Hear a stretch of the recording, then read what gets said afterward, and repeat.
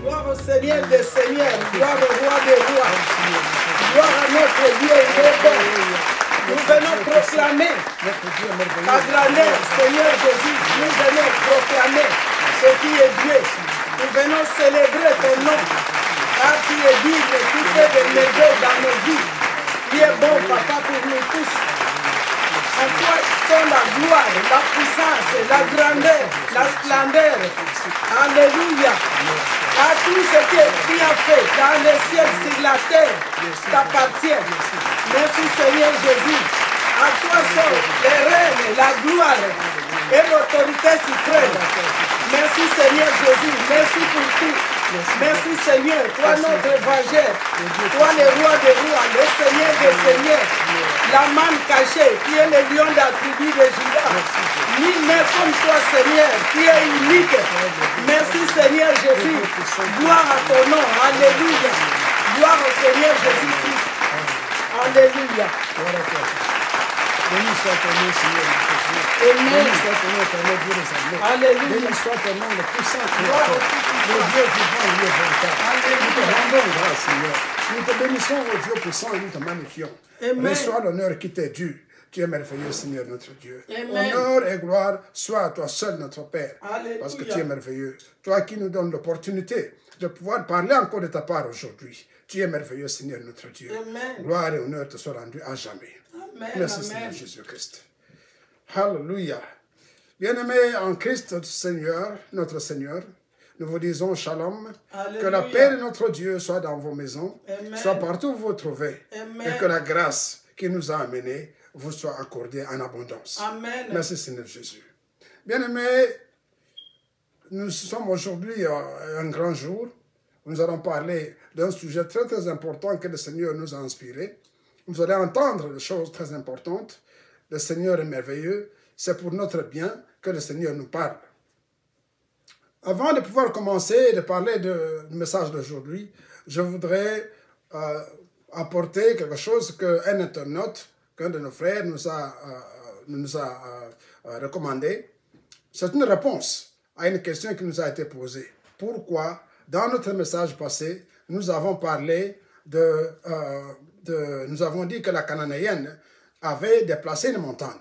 Qu'est-ce que cela voulait dire? Jésus-Christ. Nous, en réponse à cela, nous allons dire ceci. La Cananéenne, c'est une païenne. La Cananéenne, c'est une idolâtre. Amen. La Cananéenne n'était pas enfant d'Israël. Elle était en dehors. Spirituellement parlant, c'est une personne qui appartenait au royaume des ténèbres. Pas au royaume d'Israël, le royaume de lumière, au royaume de Dieu. Le Seigneur arrive dans sa contrée et c'est la maman qui vient au Seigneur demander une faveur. Il dit, mais toi tu appartiens à notre royaume, moi je suis de notre royaume. Comment puis-je te donner une faveur? Donc voilà le problème. Et quand il arrive là-bas, le Seigneur veut bien nous donner une faveur, mais c'est une personne qui est, comme je dis, de l'autre côté. La faveur qu'il va lui accorder, va-t-elle aller à elle ou bien va-t-elle aller à son roi? Amen. Voilà le problème. Amen. C'est pourquoi le Seigneur a voulu tester cette femme. Amen. C'est un test qu'il lui avait posé. Il savait très bien quel était son problème. C'est Dieu. Jésus-Christ est Dieu. Il savait, il connaissait très bien la femme, il connaissait très bien sa famille, il connaissait très bien l'enfant, il savait quel était le problème qui était dans l'enfant. Mais, il y a ceci. La dame a compris une chose. Dans son royaume, elle a cherché des solutions, elle n'a pas trouvé. Amen. C'est pourquoi elle a dit, il n'y a que le Seigneur, le Messie, le Dieu Tout-Puissant, qui est au-dessus de tout, qui Amen. pouvait résoudre son problème. Amen. Alors, le test pour le Seigneur, il a voulu la tester pour voir est-ce qu'elle était fidèle. Amen. Est-ce qu'elle avait quitté son royaume pour venir dans le royaume de lumière. Amen. Voilà pourquoi. Alors, toute cette démarche qui est suivie, l'indifférence, les questions, la manière dont elle a, tout cela, c'était un test. Heureusement pour elle, elle a passé le test avec brio. Amen. Et on commence là, c'est qu'elle avait montré une des aptitudes qui est un fruit du Saint-Esprit, l'humilité. Amen. Elle était très humble. ce n'était pas désespéré, ce n'était pas une histoire de désespoir, mais c'est une histoire de confiance, c'est une histoire de conviction. Elle était convaincue que Jésus-Christ est réellement le Messie. Amen. Elle a donc fait un choix, elle a fait un pas, elle est sortie de son royaume pour venir chez Jésus, se réfugier. Amen. Et c'est pourquoi, quand le Christ s'est rendu compte que réellement, elle était convaincue de sa personnalité, de ce qu'il était, eh bien, c'est ça la montagne. La montagne qu'elle a déplacée, c'était quoi? C'était la réticence qui était dans le Seigneur. Amen. Cette réticence, elle l'avait enlevée. Et quand elle a montré qu'elle était réellement humble, son humilité a fini par vaincre la réticence qui est dans le Seigneur. Et c'est comme ça qu'elle a obtenu ce miracle. Amen. C'est comme ça qu'elle a obtenu ce miracle. Donc, quand nous avons dit qu'elle a déplacé une montagne, ça veut dire qu'il y avait une réticence dans le Seigneur. Amen. Et que le test que le Seigneur lui a été réussi. Donc, comprenez-vous, c'est quelque chose de très grand. Bien aimé, aujourd'hui, le message que nous avons, c'est un message très important aussi. Nous l'avons intitulé « Les figuiers aux belles feuilles ». Amen. Les figuiers aux belles feuilles. Gloire à Et Jésus. nous avons un sous-titre « La malédiction et le dessèchement du figuier ». Amen. Le figuier aux belles feuilles finira par être maudit et desséché. Pourquoi cela? Qu'est-ce qui s'est passé? Le Seigneur est entré à Jérusalem d'une façon triomphale, après être entré et a fait un tour au temple, et il va rentrer parce qu'il était tard, il va se retirer où ça, à Béthanie. Le lendemain, il quitte Béthanie, il rentre au temple. Amen. Et c'est sur la route entre Béthanie et le temple que le Seigneur, la Bible dit que le Seigneur avait eu faim. Il a eu faim et il voit au loin un arbre. C'est le figuier. Le figuier était très beau. Très beau, un beau feuillage. Il s'est dit, en tout cas, comme il y a de très bonnes feuilles, sûrement il doit y avoir des fruits. Amen. Il s'approche, et quand il s'approche du figuier, il voit qu'il n'y a pas un seul fruit. Amen. Il n'y a pas un seul fruit. Un arbre très beau, un arbre bien habillé, un arbre, on voit très bien que c'est un arbre qui ne pouvait pas ne pas porter, qui ne pouvait pas manquer de fruits. La manière dont alors quand le Seigneur arrive plus près, il voit que l'arbre n'a pas un seul fruit. Amen. Alors, il est déçu. Il est déçu. Très bel arbre, des feuilles très très bonnes et tout, mais il n'y a pas de fruits. C'est pourquoi il a dit non. Je devais trouver des fruits ici. La Bible dit que ce n'était pas la saison des figues. Amen. Mais le Seigneur a dit non, tu dois avoir des fruits. Tu es très beau, la sève qui est en toi, que nous avons mis à toi, ne peut pas s'élever seulement comme ça. Et c'est pour ça qu'il a dit, puisque tu ne peux pas me donner de fruits, que personne ne mange de ton fruit. Amen. Plus jamais personne ne mange de ton fruit. Amen. Le Seigneur continue, il va à Jérusalem, il arrive au temple, et qu'est-ce qu'il voit au temple? C'est la même histoire. Le temple, qui est supposé être l'essence de la relation avec Dieu, c'est le lieu de rencontre entre l'homme et Dieu. C'est un lieu de prière, c'est un lieu de recueillement, c'est un lieu saint. Et quand il arrive, qu'est-ce qu'il trouve? Des vendeurs, des acheteurs, des changeurs, en train de façonner. Ce n'est plus le temple qu'il espérait. C'est un endroit qui est un marché. Alors là, il a pris d'une colère, il s'est pris d'une colère, et qu'est-ce qu'il fait? Il commence à le chasser. Il a renversé toute cette table et il a chassé tout ce monde. Voilà donc l'essence. Le problème, c'est celui-là. Le Seigneur s'est fâché, il a chassé tout ce monde-là du temple, parce qu'il dit, le temple, c'est un lieu de prière. La question qu'on nous pose, pourquoi le Seigneur a-t-il maudit le figuier? Amen. Pourquoi le Seigneur devait-il maudire le figuier alors que ce n'était pas dans sa saison? Voilà la question à laquelle nous allons essayer de répondre à travers ce message. Le Seigneur, notre Dieu, nous a créés pour de bonnes œuvres. La Bible déclare que c'est pour de bonnes œuvres que Jésus est descendu pour que nous sauver, pour nous sortir du monde des ténèbres et nous amener à la lumière pour que nous puissions produire. Amen. Produire. Mais le figuier qui était là-bas n'avait rien. Le figuier, c'est une représentation de la classe dirigeante religieuse de ce temps-là. Il représente qui? Le figuier représentait les pharisiens. Amen. Le temple, c'était l'endroit qui réunissait tout le monde. C'est le lieu de rencontre entre l'homme et Dieu. Le temple était vandalisé. Le figuier qui représentait donc le pharisien, eh bien, c'est comme si le pharisien qui était là-bas, bien habillé, bien présenté, mais ce pourquoi on les avait désignés, ce n'était pas ça qu'ils faisaient. Amen. Ce n'était pas ça qu'ils faisaient. Ils se perdaient dans des discussions inutiles à longueur de journée. Longueur discussion d'interprétation de la loi de Moïse. La loi. Mais ils ne pratiquaient même pas cette loi. Alléluia. Voilà le problème. Amen. Ils ne faisaient que des interprétations stériles. Amen. Justement stériles, exactement, cela reprend l'histoire du figuier. Le figuier, quand on le voyait, il était très beau. Quand on le voyait, le feuillage était toujours vert. On croyait qu'on trouverait quelque chose à manger en lui, en eux. Mais il n'y avait rien. Donc, le figuier représente la classe religieuse qui, elle, se présentait très bien. Il n'y avait que la parure, il n'y avait rien de bon. Tout ce qu'il y avait, c'est que discuter, pour montrer qu'il connaissait la loi. Montrer qu'il connaissait toute la tournure. Mais la loi n'a pas été donnée pour seulement la connaître. La loi a été donnée pour la pratiquer, pour la vivre. C'est pourquoi quand le Seigneur est arrivé, beaucoup de gens disaient, la loi telle que nous la connaissons, c'est comme une lettre morte. C'est comme si c'était une lettre écrite sur le rocher, simplement, loin de l'homme. Alors que Dieu a dit, je créerai la loi dans vos cœurs. Elle devait rester dans le cœur. Nous devons vivre cette loi. Mais eux ne vivaient pas la loi. Ils la connaissaient. Ils la gardaient comme une idole, comme un Dieu. Et malheureusement, entre Dieu et eux, il y avait une distance. Il y avait un disconnect. Amen. Il y avait un disconnect entre Dieu et eux. Bien aimés, aujourd'hui, nous voyons encore la même chose. Il y a toujours un disconnect. Beaucoup de gens connaissent la parole de Dieu. Ils peuvent même l'enseigner. Ils peuvent même la donner. Mais est-ce qu'ils la vivent? Amen. Est-ce qu'ils la mettent en pratique? Alléluia. Le problème qui est encore là, l'autre problème c'est quoi? Le temple et le figuier sont en fait la même chose. La représentation est la même chose. Le figuier représente le temple. Et quand vous voyez très bien, qu'est-ce qui est arrivé? C'est la négligence. Alléluia.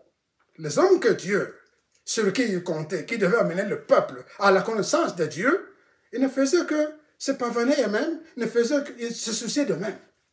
Donc, ils ne vivaient pas les réalités qu'ils enseignaient ou qu'ils voulaient enseigner. Amen. Ils devaient vivre cette réalité, ils devaient montrer Dieu, que Dieu était bon, que tout ce qu'il disait, notre Dieu est un. Le Dieu, il est un, le Dieu, mais il ne montrait pas ce que Dieu pouvait faire. L'amour que Dieu a voulu montrer à son peuple, il n'avait pas. Amen. Il y avait vraiment un disconnect et ils ont tout fait pour montrer que Dieu était très haut, qu'il était loin. C'est pour ça que même quand on a tué Jésus, qu'est-ce qu'ils ont dit? Toi, tu te fais passer pour Dieu, tu sais ce que c'est que Dieu, et ils ne savaient pas que Dieu avait des voies, avait des façons de faire qui ne pouvaient pas être celles qu'eux pensaient. Ils avaient mis Dieu dans un paquet. Et Dieu ne peut agir que de cette manière-ci. Bien aimé, le problème, c'est la négligence. Tout ce que nous avons dit du figuier est très bon, mais en quoi est-ce que qu'est-ce qui nous intéresse dans cette histoire? Alléluia. Les pharisiens sont partis, les autres sont partis aussi, le temple a été même détruit, mais cette histoire du figuier, en quoi est-ce qu'elle nous profite? Eh bien, il s'agit d'une chose.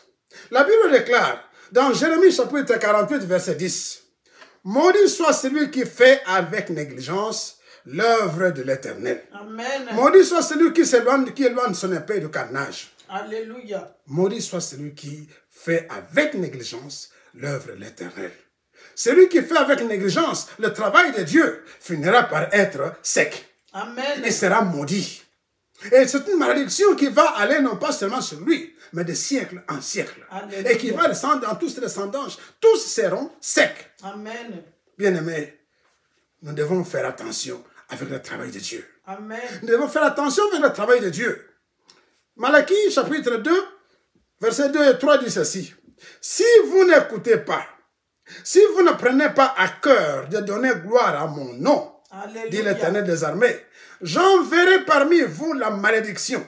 Amen. Et je maudirai vos bénédictions. Alléluia. Alléluia. Oui, je les maudirai parce que vous ne l'avez pas à cœur. Amen. Voici, je détruirai vos semences et je vous jetterai des excréments au visage. Les excréments des victimes que vous sacrifiez. et on vous emportera avec eux. Alléluia. Bien-aimés, voilà la leçon que nous tirons de l'histoire du figuier maudit. Amen. Si nous ne faisons pas le travail de Dieu avec respect, Amen. si nous ne faisons pas le travail de Dieu avec tremblement, avec crainte, Amen. ce qui est arrivé au figuier nous arrivera. Alléluia. Jésus-Christ a maudit le figuier. Amen. Même si la Bible dit que ce n'était pas la saison. Non, Dieu n'est pas intéressé dans la saison. Amen. Dieu est intéressé en une chose, il t'a créé pour que tu puisses produire. Alléluia. Et quel que soit le moment où il voudra demander de toi que tu lui donnes de fruits, tu dois le lui donner. Amen. Parce qu'il t'a donné la vie. Alléluia. Il t'a donné la sève pour Amen. produire. Il t'a donné tout. Et lui-même t'a équipé. Amen. Et quand tu vois que tu ne fais rien, c'est une négligence. Amen. Cette négligence est coupable. C'est cette négligence-là qui fait que quand Dieu voit ça, il dit, mais tu es inutile. Tu es en train d'occuper inutilement mon terrain. Alors là, qu'est-ce qu'il fait? Il maudit. Et quand il maudit, c'est comme Akan. Akan a été maudit, non seulement lui, mais sa famille, son bétail, ses enfants, et tout le monde a péri le même jour. Donc, quand Dieu vous maudit, il maudit jusqu'aux racines.